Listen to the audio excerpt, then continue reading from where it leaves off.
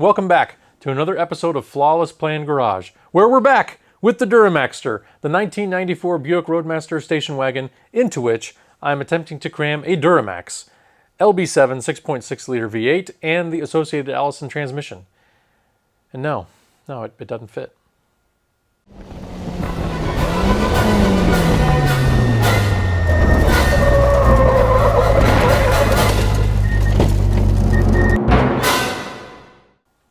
So, our project today is to start reassembling the diesel engine. When I took it out of the truck, it had a mere 360,000 miles on it, and I really wanted to kind of do a teardown on it, make sure everything was solid and fresh inside, make sure it had a chance to get like new head gaskets, new various gaskets, just seal everything up, make sure everything was kind of fresh, clean, ready to go. Because once this thing is put together, it's going to be really, really hard to take apart. Like I don't think there's any way you could get the turbo off with the body still on the chassis. Like that kind of difficult. So it needs to be fairly solid and fairly well put together the first time-ish. Although if you've learned anything else on this channel, it's that we do not do things right the first time here. We do them right the second, third, fourth. Eventually we get them done right. Because the motto of this channel is, there's never time to do it right, but there's always time to do it twice. And in all likelihood, that's probably going to come into play again on the engine assembly. But our goal is to get the kind of whole motor, short block, long block, various engine accessories all reassembled, put together, ready to go in, and then hopefully we'll have the chassis back from the powder coaters, and we can start to put this thing together into a shape that almost looks like a vehicle again. Maybe. But before we get started with today's episode, I've got to tell you about today's sponsor, Distraction. Distraction is a wonderful tool, specifically if you haven't had a chance to use it before. Do you have only one project car? Do you suffer from having to work on one project at a time and actually get things completed before you move on to the next thing? Well, you need to try Distraction. Distraction allows you to buy multiple project cars, start all of them at the same time, get none of them done, and whenever you get stuck on one thing, you just move to the next thing, and then the next thing, and then the next thing, and then months go by and you've made no progress in any of them. And you have several broken cars, all littering your driveway. Let's get started. As usual, the first 11 steps in any build like this are cleaning. For my purposes, when I'm doing an iron block, I like to use a razor blade gently to make sure I've got all of the gasket material off the surfaces. And then I like to use an oiled flat stone to give it the surfacing on the block. I find this gives me a really nice RA to bite into the new head gasket, but also it makes it really easy to visually check for any unevenness or warping in the block, because it becomes really obvious really quickly after you've worked it over gently with that nice flat oiled stone. Then of course cleaning to make sure all the bolt holes are good to go, and we're not going to risk any block cracking from hydraulic pressure if there's any goo or schmoo left down in those bolt holes. And then cleaning up, getting the lifters put in, and then we are just about ready for head gaskets.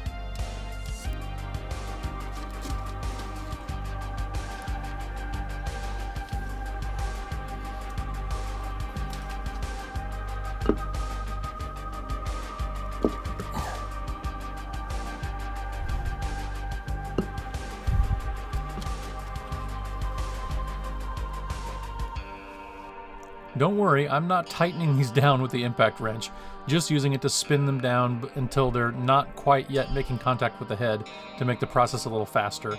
Then of course torquing them in stages, and on this motor that involves a torque angle gauge. These are cheap, 12 bucks or so on Amazon I think, to help just keep track of the exact angle that you're tightening them down at. But an important thing that I learned doing it this time with this particular tool was that if I had any sort of lateral wiggle in the wrench, or if I wasn't applying perfectly even pressure, it would kind of bind up the torque gauge, and then the needle wouldn't sweep smoothly and I wouldn't get an accurate reading. So it just became really critical to make sure that even with the significant amount of pressure required, and you can see I'm using a cheater bar here on this portion just to make sure I get all the way the angle that it needs on each bolt, but even with that, I had to be really careful to make sure I was giving a nice, smooth, even pull and not twisting that breaker bar at all. Also, it was during this process of really tightening down these bolts that I realized how much I still have yet to recover strength back in my shoulder after the unfortunate incident of running over myself with the Escalade. a couple years ago. So it might be time to start taking that rehab more seriously and trying to get some strength back. My pro tip for cleaning parts during the winter, since I got rid of my parts washer, I just didn't have room for it and got tired of the water-based degreasers constantly freezing and other issues in the cold garage during the winter.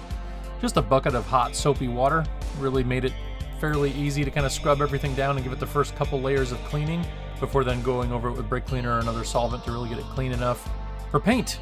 And so then it was time to prep things, hit them with some primer and some high temp engine paint, and just get them cleaned up and a little better looking for the assembled engine.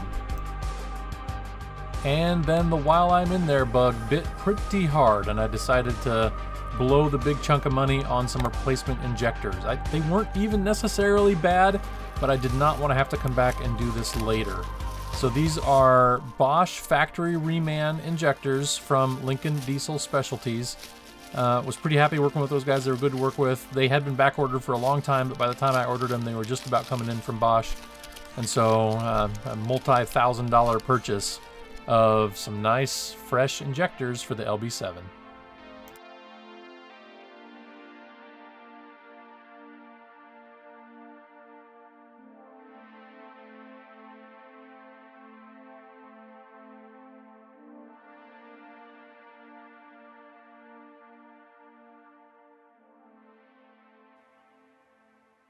Okay, I've got one cylinder head here pretty much put together.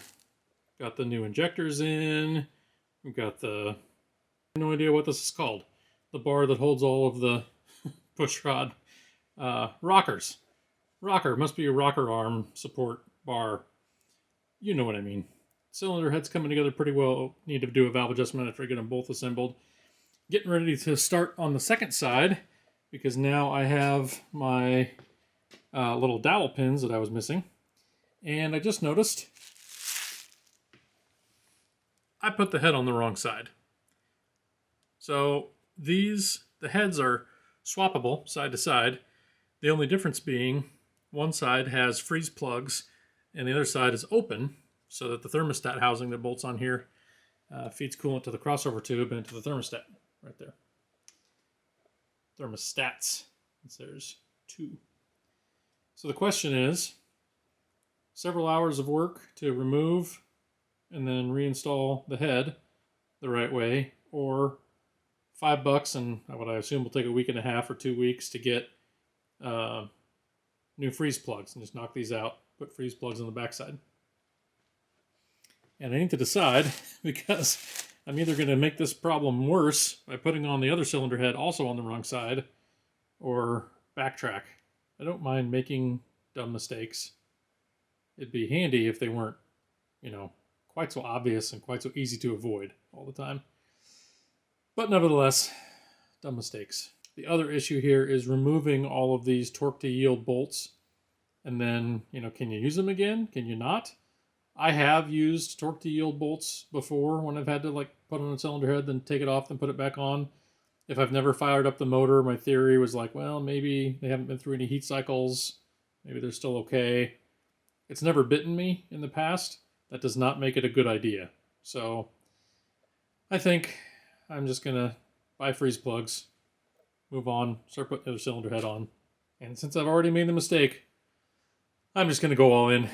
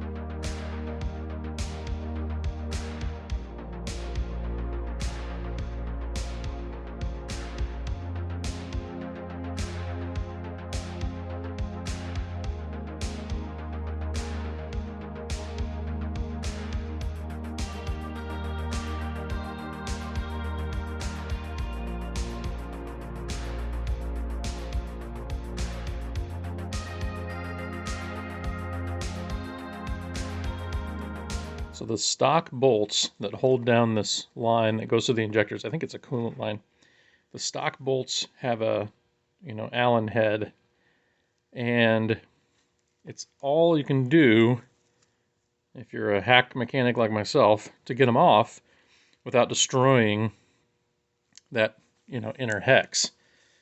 On most of the bolts I pulled off, I did destroy them. The replacements are about $8 a bolt from GM. However, Lincoln Diesel Specialties had these, which I thought were pretty cool. No sponsorship as always, but just wanted to shout out to a quality product, and ought to be much more reusable since the likelihood of destroying that head ought to be nearly zero. Also $8 a bolt, so you don't save any money, but they don't cost any more. And I felt like they were a significant upgrade from the stock design, which are going in the bin. And this is why inexperienced people should probably find detailed instructions and read through them before doing the job. So the injectors have cups around them that press down into the head, and then the injector body goes inside that. That cup obviously has coolant around it, and the head must be to cool the injector body or something.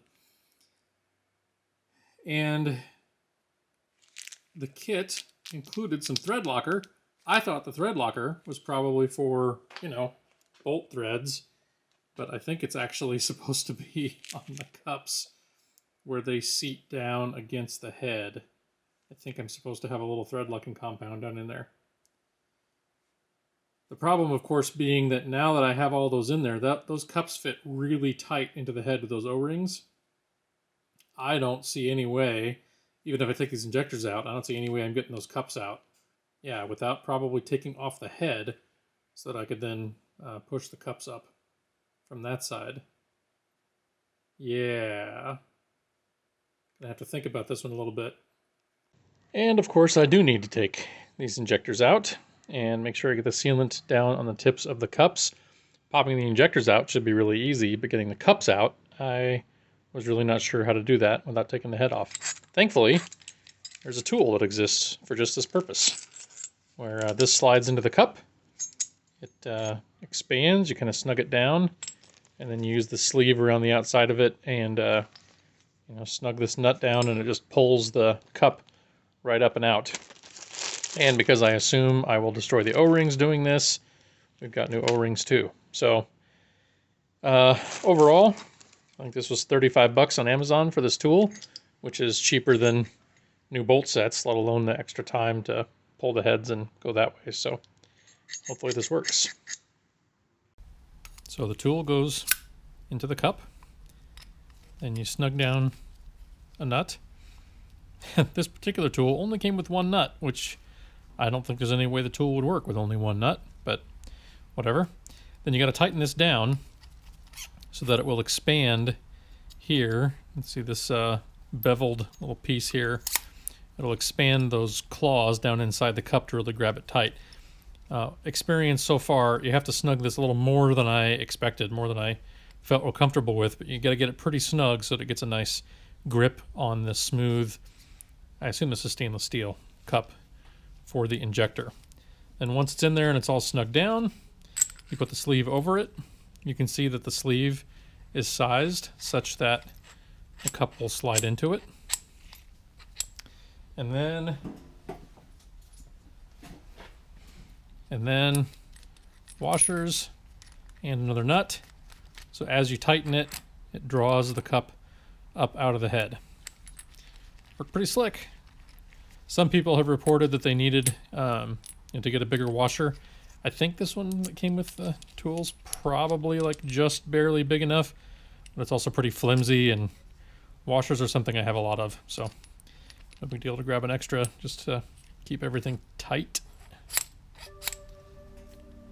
So after taking a little break to do a little cleaning and kind of scrubbing things up a bit, it's now time to take two on those injectors, and this time with sealant in the appropriate locations.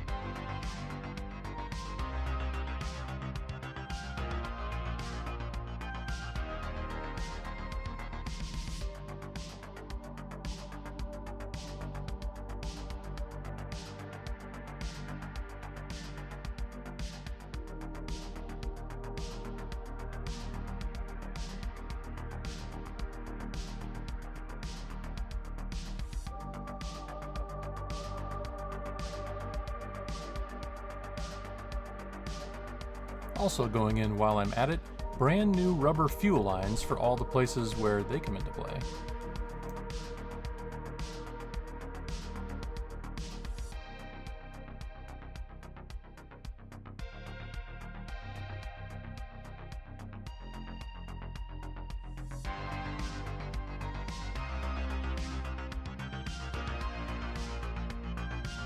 And new glow plugs, of course, because why not throw more money at it?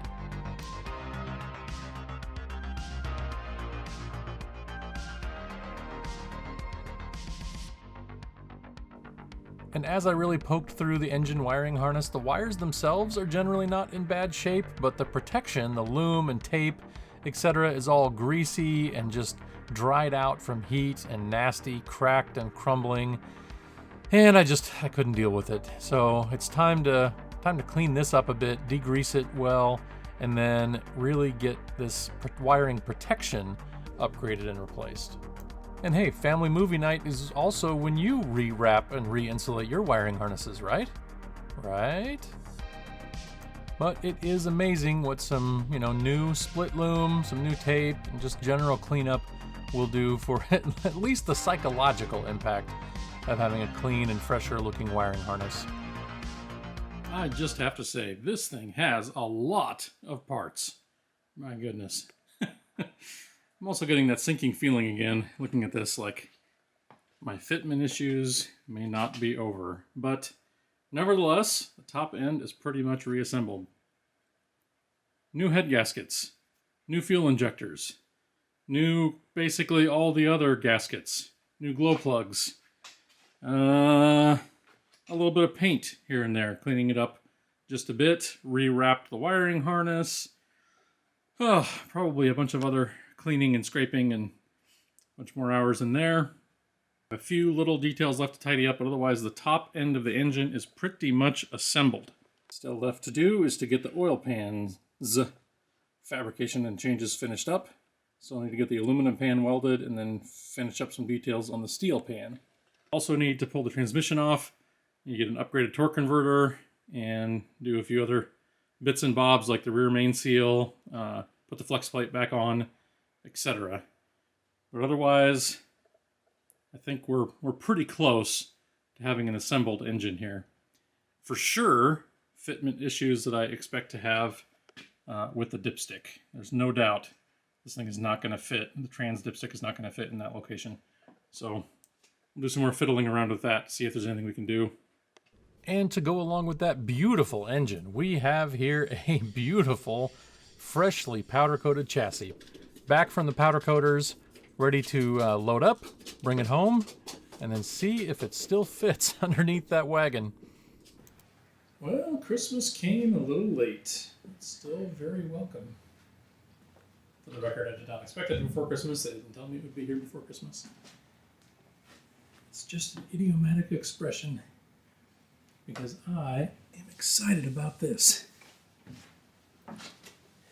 It looks so good.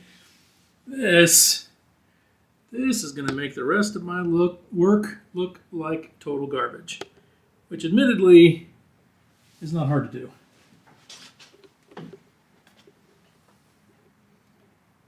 Boy, they got a nice coating on the inside of the frame. It is just gorgeous. All my crappy welding looks nice and crappy.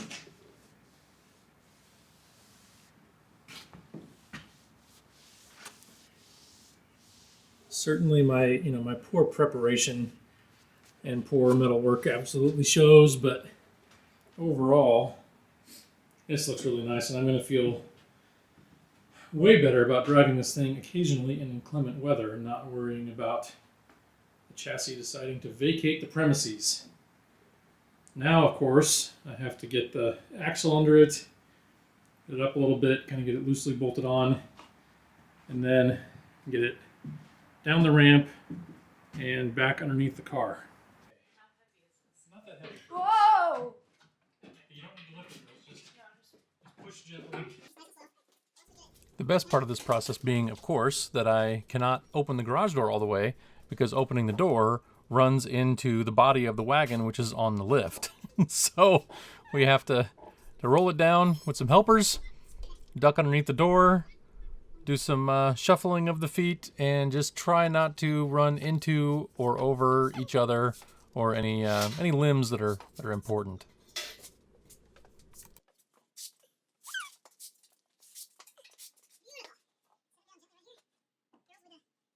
All right, we're going to wrap it here for today, but there has been some more assembly. It is starting to look more like a vehicle, as you can see, and it's starting to look like the engine, you know, sort of goes in here. It is still extremely tight. As you can see, that downpipe to the firewall clearance is very, very tight. And the turbo is essentially touching the body, even where I have made some relief cuts up there to raise that cowl about 3/4 of an inch. But it's getting closer, though my fitment issues are definitely not done. As you can kind of tell by my mock fit of the fender on here, there are some parts that stick up above the fender. So the fitment issues and fabrication are not yet complete. But that is a job that we will tackle at another time. Thanks for watching. We'll see you next time.